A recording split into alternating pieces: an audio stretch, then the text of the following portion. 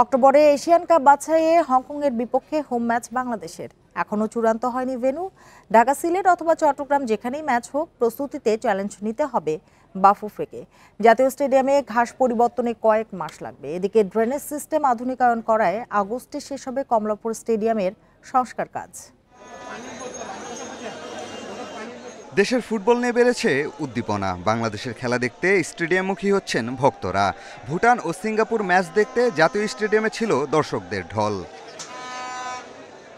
৯ October আবারও ঘরের মাঠে নামবে লাল সবুজ প্রতিপক্ষ Hong Kong.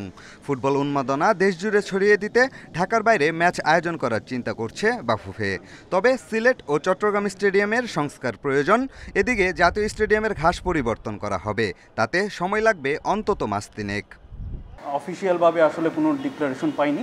Competition committee plus national teams committee তারা যদি সিদ্ধান্ত নেয়, তাহলে আমরা সিলেটেও আপনারা জানেন এটা রেডি করার মাঠ প্রস্তুত রয়েছে, বাট আরও ভালোভাবে প্রস্তুতের জন্য হয়তো আমরা নির্দেশনা পেলে কাজ শুরু করব।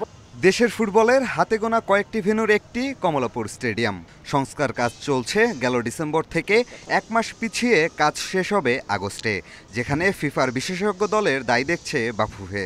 ফিফার বিশেষজ্ঞরা আসলে বলতে ভুল করেছে যে এখানে অনেকগুলা কাজ বাকি। সাব বেজের যে মাটির যে রয়েছে এবং প্লাস হচ্ছে পাইপের যে ছিল, এইগুলা আসলে পূরণ হয়ে গেছে এবং ওইটা দিয়ে পানি পাস হচ্ছে না, যে কারণে আসলে কিন্তু ওইখানে পানি জমে থাকতো।